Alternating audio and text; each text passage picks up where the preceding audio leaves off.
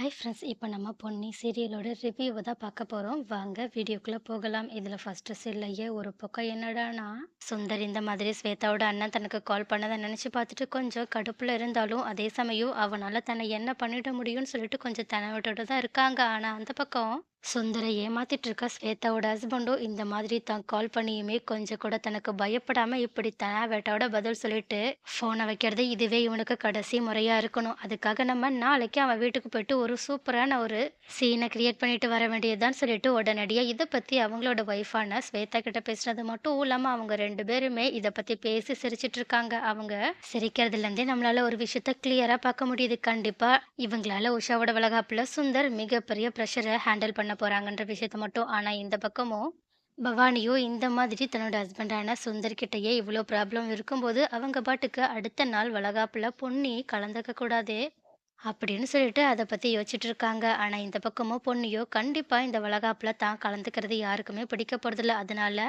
நம்ம சும்மா சண்முக மாமாக்காக பேருக்காவது இந்த ஃபங்க்ஷன்ல கலந்துக்கிறது மட்டும் இல்லாம சண்முக மாமாவோட மனசை கஷ்டப்படுத்தாம நடந்துக்கணும்னு சொல்லிட்டு யோசிச்சுட்டு இருக்கா. ஆனா அப்போ கரெக்டா பொன்னிய பார்க்கறதுக்காக வந்த சக்தியும் அவங்க கிட்ட இந்த மாதிரி இந்தா பொன்னி உனக்காக தான் இதை எடுத்துட்டு வந்தேன்னு சொல்லிட்டு அவங்க கையாலேயே டிசைன் பண்ண ஒரு சாரியை எடுத்து பொண்ணுகிட்ட நீட்ட. ஆனா அத பார்த்த பொன்னியும் எப்பவும் போலயே சக்தி தனக்காக இந்த மாதிரி ஸ்பெஷலா பண்றத பார்த்துட்டு ரொம்பவே கடுப்பாயிட்டு அவங்க கிட்ட எப்பவும் போல பிரச்சனை பண்ண ஆரம்பிக்க. ஆனா இது எல்லாத்தையுமே வெண்ணிலாவும் பிரீத்தியும் ஒளிஞ்சு நின்னு பார்த்துட்டு இருக்காங்க. ஆனா அதை கவனிச்ச பொண்ணையோ தயவு செஞ்சு இங்க இருந்து 3 பேரும் கிளம்பி போறீங்களா, எனக்கு நீங்க கொடுக்குற எந்த ஒரு பொருளுமே தேவையில்லைன்னு சொல்லிட்டு சக்தி கிட்ட மறுபடியுமே கோபமா பேசிட்டு உள்ள போக. உடனே இதை கேட்டுட்டு என்ன 3 பேரா, நான் மட்டும் தானே வந்திருக்கேன்னு சொல்லிட்டு திரும்பி பார்க்கும்போதுதான் அங்க யாருக்குமே தெரியாத மாதிரி ஒளிஞ்சு நின்னு கேட்கறதா நினைச்சுக்கிட்டு பொன்னிக்கும் சக்திக்கும் நல்லாவே தெரியற மாதிரி நின்னு பார்த்துட்டு இருக்க பிரீத்தியையும் வெண்ணிலாவையும் பார்த்துட்டு கடுப்பான சக்தியும் அவங்க கிட்ட போயிட்டு கொஞ்சம் கோபத்தோட ஆமா நீங்க 2 பேரும் இங்க என்ன பண்றீங்கன்னு சொல்லி கேட்க. உடனே வெண்ணிலாவும் சக்தி கிட்ட எப்பவும் போலயே உரிமையோட அதெல்லாம் நான் அப்புறமா சொல்றேன், முதல்ல நீங்க சொல்லுங்க நீங்க எதுக்காக அந்த பொண்ணிய பார்க்க இந்த நேரத்துல இங்க வந்தீங்கன்னு சொல்லிட்டு கேட்க. உடனே சக்தியோ என்னோட ஒய்ஃபை பார்க்க நான் எந்த நேரத்துல எங்க வேணாலும் போவேன், அதை கேட்க நீ யாரு, அது மட்டும் இல்லாம எங்களோட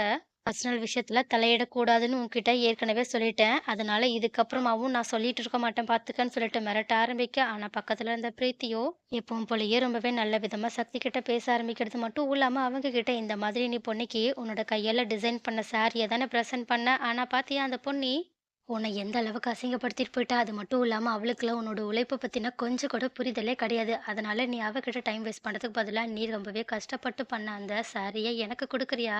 ஏன்னா எப்படினாலும் நாளைக்கு ஃபங்க்ஷன்ல எனக்கு கட்டிக்கிறதுக்கு கொஞ்சம் கரெக்டான புடவை கிடையாது. அதனால நான் இந்த புடவைய யூஸ் பண்ணிப்பேன்னு சொல்லிட்டு கரெக்டா அந்த புடவைய அவங்க வாங்குறதுக்காக ரொம்பவே பிளான் போட்டு ட்ரிக்கியா சக்தி கிட்ட இருந்து அந்த புடவைய வாங்கிடலான்னு சொல்லிட்டு பார்த்தா. ஆனா இதை புரிஞ்சுக்கிட்ட சக்தியோ செம்ம கடுப்போட இங்க பாரு, இந்த புடவைய நான் என்னோட பொண்ணுக்காக ஆசையா செஞ்சிருக்கேன். இந்த புடவைய எப்படி பொண்ணுகிட்ட சேர்க்கணுன்ற எல்லா விஷயமும் எனக்கு தெரியும். அதுல தேவையில்லாம நீ குறுக்க வந்துட்டு இந்த புடவை உனக்கு தான் சொந்தமாகணும்னு சொல்லிட்டு கனவு காணாத. கண்டிப்பா இது உனக்கு என்னைக்குமே கிடைக்க போறதில்லன்னு சொல்லிட்டு அவங்க கிட்ட செம்ம டெரரா சொல்லிட்டு அங்கிருந்து கிளம்பி போனது மட்டும் இல்லாம பொண்ணுகிட்ட இதை என்னால ஈஸியாவே சேர்க்க முடியும்னு சொல்லிட்டு உடனடியா சந்திரசேகர் மாமாவை பார்க்கறதுக்காக போக. ஆனா இந்த பக்கமும் சக்தி தன்கிட்ட இப்படி பேசிட்டு போனதை கொஞ்சம் கூட ஏத்துக்க முடியாத பிரீத்தியோ செம்ம கடுப்போட இருக்கிறது மட்டும் இல்லாம பக்கத்துல நின்னு ரொம்பவே கிண்டலா சிரிச்சிட்டு இருக்க வெண்ணிலாவை பார்த்து லைட்டா முறைச்சிட்டு அங்கிருந்து கிளம்பி போக. ஆனா வெண்ணிலாவோ இந்த பிரீத்தியை நம்ம சும்மா சாதாரண ஆளு மட்டும் நினைச்சிடக்கூடாது, இவெல்லாம் வாய்ப்பு கிடைக்கிற நேரம் எல்லாமே சக்தி மாமா கிட்ட நெருக்கமாகவே ட்ரை பண்றான்னு சொல்லிட்டு இந்த பிரீத்தியை கூடிய சீக்கிரம் இந்த பொண்ணு வீட்டை விட்டு போனதுக்கு அப்புறமா நம்ம அனுப்பி வைக்கிறதுக்கான வேலையை பார்க்கணும்னு சொல்லிட்டு யோசிச்சுட்டு அங்க இருந்து கிளம்பி போக. ஆனா இந்த பக்கமும் சந்திரசேகரை பார்க்க போன சக்தியோ ரொம்பவே சந்தோஷமா அவங்களோட ரூம்ல இருந்து வெளியே வந்தது மட்டும் இல்லாம நாளைக்கு நான் நினைச்ச மாதிரி பொன்னி அந்த புடவைய கட்டிப்பான்னு சொல்லிட்டு யோசிச்சுட்டே அவங்களோட ரூமுக்கு போயிட்டு தூங்க போயிடுறாங்க. அதுக்கப்புறமா அடுத்த நாள் காலையில விடிஞ்ச உடனேயே இந்த மாதிரி உஷாவோட வளகாப்புக்கான கோலாகலமான ஏற்பாடு எல்லாமே நடந்துட்டு இருக்க.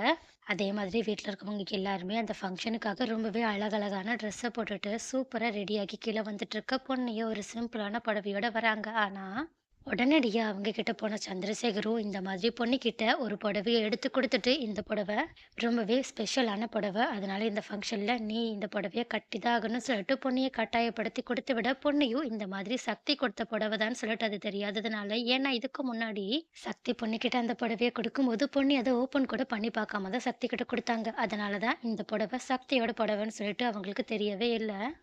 இந்த விஷயம் பொண்ணுக்கு தெரியாததுனால சந்திரசேகர் அங்கிள் ரொம்பவே வற்புறுத்தி அவங்க கிட்ட கொடுத்ததுனால சந்திரசேகர் அங்கிள்காக அவங்க அந்த புடவைய கட்டிட்டு ரொம்பவே அழகா ரெடியாகி வர. உடனே அப்போ ரூம்ல இருந்து வெளியே வந்த சக்தியும் பொன்னி அந்த புடவை கட்டியிருக்கத பார்த்துட்டு ரொம்பவே சந்தோஷப்பட்டது மட்டும் இல்லாம, சந்திரசேகர் அங்கிள் கிட்ட போயிட்டு இதுக்காக தேங்க்ஸுமே சொல்லிட்டு இருக்கா. அப்ப கரெக்ட்டா அங்க வந்த பிரீத்தியும், பொன்னியோட புடவைய பார்த்த உடனேயே அந்த டிசைன் கண்டிப்பா சக்தி ரெடி பண்ணதான்றத கண்டுபிடிச்சது மட்டும் இல்லாம, உடனடியா இந்த விஷயத்த வெண்ணிலா கிட்ட போய் சொல்றாங்க. உடனே வெண்ணிலாவும், அப்பனா அவன் நம்ம அங்க இருந்தத ஏற்கனவே பார்த்ததுனால தான், நம்ம முன்னாடி சக்தி மாமா கிட்டேருந்து புடவைய வாங்காத மாதிரி நடிச்சுட்டு, நம்ம போனதுக்கு அப்புறமா ரகசியமா போய் இந்த புடவைய வாங்கி, இப்போ இவ்ளோ அழகா ரெடியாகி கட்டியிருக்கா. நம்ம இவள இப்படியே சும்மாலாம் விட்டுறக்கூடாதுன்னு சொல்லிட்டு உடனடியா அவங்க இந்த விஷயத்த ஜெயா, பவானி, உஷா, சுந்தர்ன்னு சொல்லிட்டு எல்லார்கிட்டயுமே சொல்ல, உடனே அவங்க எல்லாருமே இந்த மாதிரி பொண்ணு இப்படி நடந்துக்கிறத பார்த்துட்டு எப்பவும் போலயே அவங்கள ரொம்பவே மோசமா பேச ஆரம்பிக்கிறது. மட்டும் இல்லாம பொண்ணு வேலை செஞ்சுட்டு இருக்கும்போதெல்லாம் குறுக்க குறுக்க போயிட்டு அவங்களோட மனச துன்புறுத்துற மாதிரியே அவங்களோட சாரிய வச்சு பேச ஆரம்பிக்க, உடனே இத பார்த்துட்டு பொண்ணையும் ஆரம்பத்துல ஒண்ணுமே புரியலன்னு சொல்லிட்டு ரொம்பவே குழப்பத்தோட இருந்தாலும், போக போக அவங்க பேசுறத வச்சே இந்த புடவ சக்தி தனக்காக நைட்டி எடுத்து வந்து குடுத்த புடவ தான் சொல்லிட்டு தெரிஞ்சுக்கிட்டது மட்டும் இல்லாம, யாரு மேல கோவத்த காட்டுறதுன்னு தெரியாம உடனடியா சக்தி கிட்ட போயிட்டு அவங்க எப்பவும் போலயே தன்னோட கோபத்த வெளிப்படுத்த ஆரம்பிக்கிறது மட்டும் இல்லாம, அவங்கள எல்லாருமே எந்த அளவுக்கு மோசமா பேசுறாங்கன்னு சொல்லிட்டு எடுத்து சொல்லிட்டு அங்கருந்து ஃபீல் பண்ணிட்டு கிளம்பி போக, உடனே இத பார்த்துட்டு கண்டிப்பா இந்த சாரி நான் தான் ரெடி பண்ணதுன்னு சொல்லிட்டு பிரீத்திய தவிர இந்த வீட்ல வேற யாரும் கண்டுபிடிச்சிருக்க வாய்ப்பே கிடையாதுன்னு சொல்லிட்டு தெரிஞ்சுக்கிட்டதுனால, உடனடியா அவங்க பிரீத்தி கிட்ட போயிட்டு, "பிரீத்தி நீ ரொம்பவே ஓவரா போயிட்டுருக்க. நான் ஏற்கனவே உன்ன நெறையாவே நோட் பண்ணிக்கிட்டு தான் இருக்கேன். அதனால இதுக்கப்புறமா நீ கொஞ்சம் ஜாக்கிரதையா இருக்கிறது நல்லது. ஏன்னா கூடிய சீக்கிரம் நீ இந்த வீட்ட விட்டு போக வேண்டிய நிலைமை வரப்போகுதுன்னு" சொல்லிட்டு பிரீத்திய செம்மையா பயமுறுத்திட்டு அங்கருந்து கிளம்பி போக, உடனே இத கேட்ட பிரீத்தியுமே செம்ம பீதியோட இந்த விஷயத்த வெண்ணிலா கிட்ட சொல்ல, உடனே இத கேட்ட வெண்ணிலாவும் மனசுக்குள்ளேயே பரவாயில்லையே, இந்த பிரீத்திய வீட்ட விட்டு அனுப்புற பொறுப்ப கண்டிப்பா சக்தி மாமாவே முடிச்சிருவாங்கன்னு சொல்லிட்டு சந்தோஷப்பட்டாலும், அந்த எந்த விஷயத்தையுமே பிரீத்திக்கு முன்னாடி வெளிப்படையா காட்டிக்காம அவங்க கிட்ட கொஞ்சம் ஆறுதலா பேசுற மாதிரி, "நீலாம் சக்தி மாமா சொல்றத சீரியஸா எடுத்துக்காத. மாமாவே அந்த பொண்ணியோட உண்மையான ரூபம் தெரிஞ்சதுக்கு அப்புறமா கண்டிப்பா நம்ம கிட்ட ஏன் இப்படி நடந்துக்கிட்டோம்னு சொல்லிட்டு வருத்தப்பட போறாங்க." அப்படின்னு சொல்லிட்டு அவங்கள சமாதானப்படுத்தி அங்கிருந்து அனுப்பி வச்சுட்டு அவங்க உள்ளுக்குள்ளேயே சந்தோஷப்பட்டுட்டு இருக்கா. ஆனா, இது தெரியாத பிரீத்திய எப்பவும் போலயே வெண்ணிலாவோட பேச்ச நம்பிக்கிட்டு அவங்க பாட்டுக்கு அங்கருந்து கிளம்பி போறாங்க. ஆனா இன்னொரு பக்கமும் சுந்தர் ஏற்கனவே நம்ம ரூ. 1,00,000 பணம் தரமாட்டேன்னு சொல்லிட்டு ஸ்வேதாவோட அண்ணன்கிட்ட ரொம்பவே ஸ்ட்ரிக்ட்டா சொல்லிட்டோமே, ஒருவேளை நம்ம சொன்னதுக்காக அவன் ரொம்பவே கோவப்பட்டு நம்மளோட வீட்டுக்கே வந்தாலும் வந்துருவானா, ஒருவேளை அப்படி மட்டும் வந்துட்டான்னா அவ்வளோதான் நம்மளோட கதையே காலின்னு சொல்லிட்டு யோசிச்சுட்டு இருக்கும்போது, கரெக்ட்டா சுந்தர் பயந்த மாதிரியே உஷாவோட வளகாப்புல கலந்துக்கிறேன். அதுவும் சுந்தரோட ஃப்ரெண்டு நான் சொல்லிட்டு பவானி மூலியமாவே ஸ்வேதாவோட ஹஸ்பண்ட் வீட்டுக்குள்ள நுழைய, உடனே அத பார்த்துட்டு சுந்தர் கதி கலங்கி போய் நின்னுட்டு இருக்காங்க. அப்போ இந்த மாதிரி சுந்தர் ஸ்வேதாவோட ஹஸ்பண்ட பார்த்துட்டு ரொம்பவே பயந்து போய் நின்னுட்டு இருக்காத பொண்ணையுமே நோட் பண்றாங்க. அது மட்டும் இல்லாம அவங்க மனசுக்குள்ளேயே இவங்க எதுக்காக இப்ப இவ்ளோ பயந்து நடுங்கிட்டு இருக்காங்க. அது மட்டும் இல்லாம இந்த ஆள் யாரு? எதுக்காக இவங்கள பார்த்து சுந்தர் பயப்படணும்? அப்பனா இவங்க பயப்படுற அளவுக்கு ஏதாவது ஒரு காரியத்த செஞ்சிருக்காங்களா என்ன? கண்டிப்பா இதுக்கு பின்னாடி ஏதோ ஒரு விஷயம் இருக்க நெறையவே வாய்ப்பு இருக்கு. நம்ம இந்த விஷயத்த எப்பவும் போலயே ரொம்பவே சாதாரணமா விடுறது எனக்கு என்னமோ அவ்ளோ நல்லதுன்னு தோணல. ஏன்னா வர வர இந்த சுந்தரோட ஆட்டம் அதிகமாயி போயிட்டே இருக்கு. அதனால நம்ம எப்படியாவது இந்த சுந்தர் எப்படிப்பட்டவன்றத இந்த குடும்பத்துக்கு நிரூபிச்சே ஆகணும். ஆனா அதுக்கு முன்னாடி நம்மளோட வீட்டுக்கு வந்திருக்க அந்த ஆள் யாருன்றத நம்ம தெரிஞ்சுக்கணும்னு சொல்லிட்டு ஒரு ஜூஸ் கிளாஸ் எடுத்துட்டு அந்த ஆள நோக்கி போயிட்டுருக்கு. உடனே இத பார்த்த உடனேயே இந்த பொண்ணு மட்டும் அந்த ஆள்கிட்ட பேசிட்டு, அவ்வளதான் இவளுக்கு ஏற்கனவே நம்மள பத்தின எல்லா விஷயமும் தெரியும். இந்த விஷயமும் தெரிஞ்சுச்சு.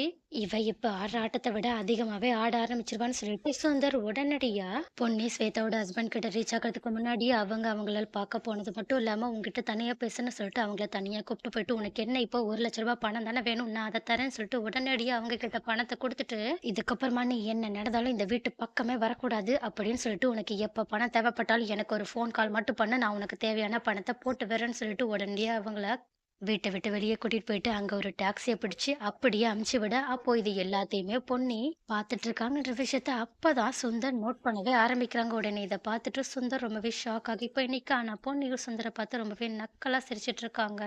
நீங்க என்ன நினைக்கிறீங்க? சுந்தரோட இந்த ரகசியமும் பொன்னிக்கு தெரிஞ்சிருச்சா? அப்படி இல்லன்னா பொன்னி ஏதோ ஃப்ளூக்ல தான் சுந்தர கண்டுபிடிச்சிருக்காங்களா? அடுத்து என்ன நடக்க போது? பொன்னி இப்பவாவது இந்த சுந்தர பத்தின மோசமான உண்மைகள் எல்லாத்தையுமே வெளிச்சத்துக்கு கொண்டு வர போறாங்களா? இல்லையா? ஒருவேளை அந்த உண்மை மட்டும் வெளிய வந்துடுச்சுன்னா, அடுத்து சுந்தரோட நிலைமை என்னதான் ஆகும்? இது மட்டும் இல்லாம ஒருவேளை சுந்தரோட உண்மை வெளிய வந்துச்சுன்னா, அதுக்கப்புறமா மத்தவங்க எல்லாருமே பொன்னி சொல்றதுல ஏதாவது உண்மை இருக்குன்றத நம்ப ஆரம்பிப்பாங்களா? அதுக்கும் மேல ஒருவேளை